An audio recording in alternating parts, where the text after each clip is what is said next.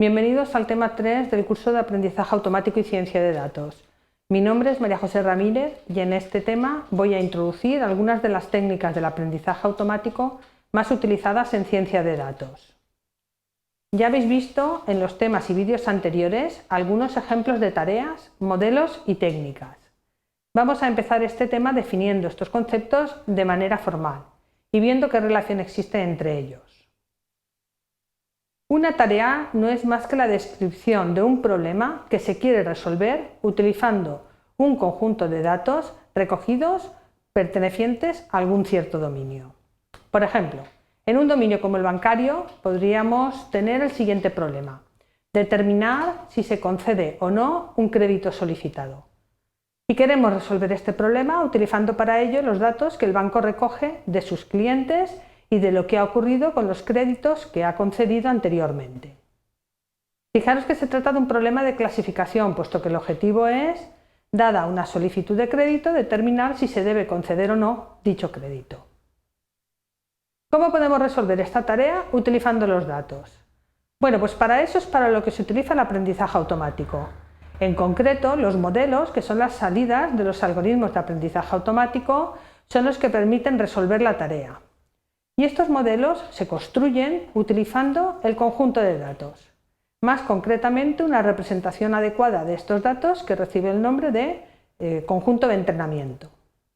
Por ejemplo, un posible modelo para el problema, la tarea que hemos mencionado antes, podría ser: si el cliente que solicita el crédito ha devuelto un crédito que se le concedió previamente, entonces se le concede este. Si no, si el cliente está casado, también se concede el crédito, y si no, pues el modelo determina que no hay que concederle el crédito. Para generar estos modelos es para lo que nosotros utilizamos las técnicas del aprendizaje automático. Es decir, los métodos que nos proporciona esta disciplina son las que permiten generar los modelos. Por ejemplo, un modelo como el que hemos visto antes podría haberse generado con una técnica como los árboles de decisión, que es una de las técnicas de aprendizaje automático que vamos a ver en este tema. Vamos a profundizar más con tareas y modelos. Bueno, tanto las tareas como sus soluciones, los modelos, pueden ser predictivos o descriptivos. Decimos que una tarea y un modelo es predictivo si su objetivo es predecir el valor de un determinado atributo, que será precisamente la salida de este modelo. Por lo tanto, este tipo de tareas dan respuesta a preguntas como: ¿cuáles serán las ventas el año próximo? ¿Es esta transacción fraudulenta? ¿Qué tipo de seguro es más probable que contrate el cliente X? Las palabras que veis que están marcadas en otro color corresponden precisamente al atributo cuyos valores nosotros queremos predecir con el modelo. Dentro de las tareas y modelos predictivos distinguimos las tareas de clasificación y las tareas de regresión. Por contra, las tareas y modelos descriptivos tienen como objetivo el describir los datos, mostrar y buscar cuáles son las relaciones que existen entre estos datos. Por lo tanto, su objetivo no es el predecir el valor de un determinado atributo. Todos los atributos se consideran exactamente iguales, no hay ninguno destacado. Generalmente este tipo de análisis proporcionan, por lo tanto, informaciones como: los clientes que compran pañales suelen comprar cerveza. El tabaco y el alcohol son los factores más importantes para una cierta enfermedad y. O los clientes que tienen bicicleta y no tienen televisión, pues tienen características muy diferenciadas del resto de clientes. Dentro de las tareas descriptivas podemos distinguir el agrupamiento, las correlaciones, las reglas de asociación y las dependencias funcionales. Voy a presentar con un poquito más de detalle cada uno de estos tipos de tareas. La clasificación tiene como objetivo el predecir el valor de un atributo que es nominal, es decir, que toma valores dentro de un conjunto finito de valores. A estos valores se les denomina etiquetas de clase y a veces al propio atributo que tenemos que predecir también se le llama el atributo clase. El objetivo es, por lo tanto, generar modelos que nos permitan predecir el valor de este atributo destacado en función de los valores del resto de atributos, que se consideran los atributos de entrada. Por ejemplo, de entre todos los clientes Movistar, ¿cuáles responderán positivamente a una oferta dada? Se trata de una tarea de clasificación, puesto que nosotros queremos predecir cuál va a ser la respuesta de los clientes. Y esta respuesta puede tomar dos posibles valores, o bien responde o bien no responde. A este tipo de problemas, en los que la variable a predecir puede tomar dos valores, reciben el nombre de problemas de clasificación binario. Mientras que si el atributo a predecir tiene más de dos posibles valores, decimos que se trata de una tarea multiclase. Pues fijaros que la clasificación se puede ver como una tarea en la que nosotros queremos determinar cuál es la función o las reglas exactas que permiten obtener los valores de un atributo a partir de los valores del resto de atributos. Es, por lo tanto, una tarea que intenta buscar esta relación entre los atributos de entrada y el atributo de salida. La regresión es un problema muy parecido al de la clasificación, salvo que el atributo a predecir es numérico, en lugar de ser categórico o nominal, como hemos visto en la clasificación. Por lo tanto, este tipo de tareas permiten responder a preguntas como conocer el número de futuros clientes, cuántos pacientes vamos a tener, cuáles van a ser nuestros ingresos, el número de llamadas, las ganancias, costes, etc. Generalmente, muchos de estos problemas de regresión se resuelven utilizando los datos históricos sobre este mismo problema. Es decir, por ejemplo, para predecir cuántos clientes vamos a tener la próxima semana, podríamos utilizar la información correspondiente a los clientes que hemos tenido la semana pasada, los clientes que hemos tenido el mes pasado, el año anterior, etcétera, etcétera. Es decir, es el mismo problema, pero utilizando datos históricos, resultados previos. El agrupamiento es una de las tareas descriptivas que tiene como objetivo encontrar grupos de individuos, distancias, que son agrupados porque son similares entre sí. Por lo tanto, utilizamos una cierta noción de similitud para ir construyendo de forma automática estos grupos. La principal diferencia entre el agrupamiento y la clasificación es que en la clasificación nosotros sabremos de antemano cuántos grupos o clases vamos a tener, mientras que en el agrupamiento no sabemos de antemano cuántos grupos vamos a generar, ni tampoco sabemos cuántos individuos van a ir a caer a cada uno de los grupos. Por ejemplo, nosotros podríamos querer determinar qué tipos de clientes tenemos, atendiendo a cuáles son sus patrones de compra. O, por ejemplo, una agencia de viajes quisiera saber qué grupos de clientes tiene en función de los viajes o paquetes vacacionales que ha contratado con la agencia, por ejemplo, para después poder mandar una publicidad personalizada a cada uno de los clientes.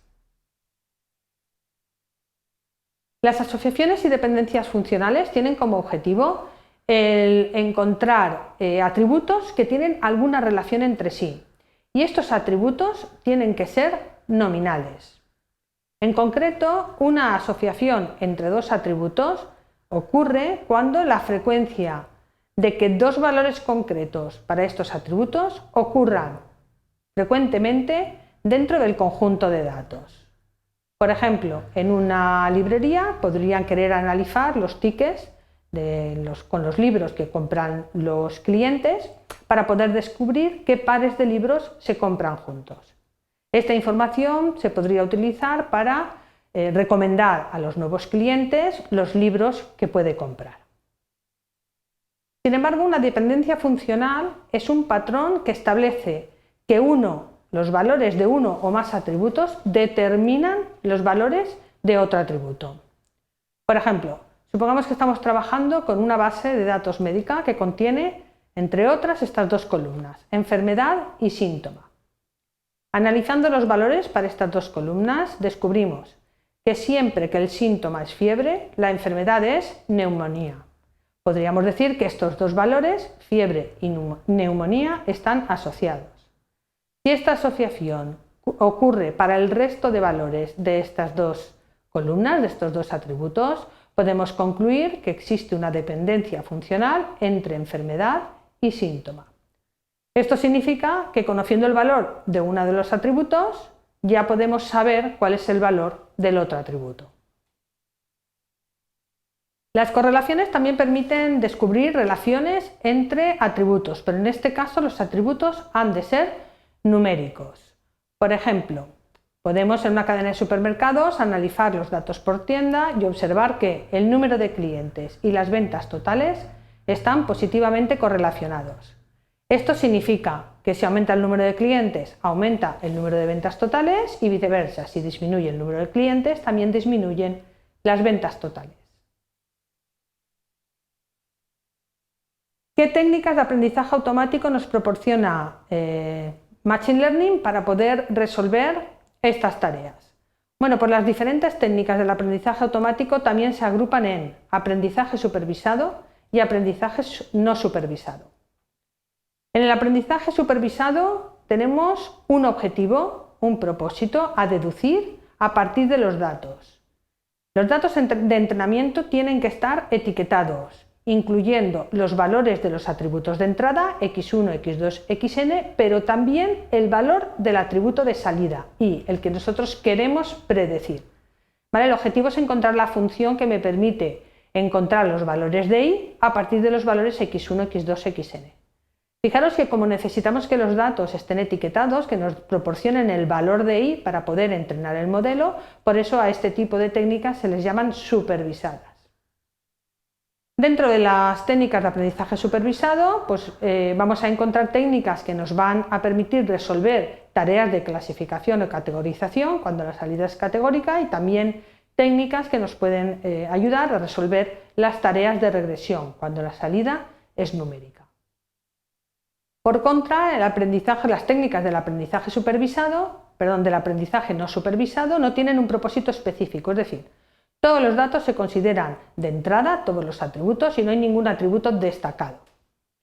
Dentro de las técnicas del aprendizaje no supervisado, pues encontraremos algunas que nos van a permitir resolver, por ejemplo, tareas de agrupamiento para descubrir grupos entre los datos. Luego hay otras técnicas que vienen de la estadística, etcétera, y que nos pueden ayudar a resolver o a descubrir relaciones entre los atributos. Todas estas técnicas se denominan técnicas de análisis exploratorio, porque estas relaciones nos sirven también para conocer o explorar cómo son los datos. Bueno, para terminar este vídeo, mencionar que no existe una correspondencia uno a uno entre técnicas y tareas. Es decir, una misma tarea puede ser resuelta utilizando diferentes técnicas, y una misma técnica puede usarse para dar respuesta y solucionar diferentes tareas. Por ejemplo, una tarea como la clasificación puede resolverse utilizando técnicas basadas en reglas, técnicas bayesianas, técnicas basadas en distancia, etc. Y una técnica basada en distancias puede utilizarse para resolver tareas de clasificación, tareas de regresión o tareas de agrupamiento. En los siguientes vídeos iremos presentando algunas de las técnicas tanto del aprendizaje supervisado como del aprendizaje no supervisado.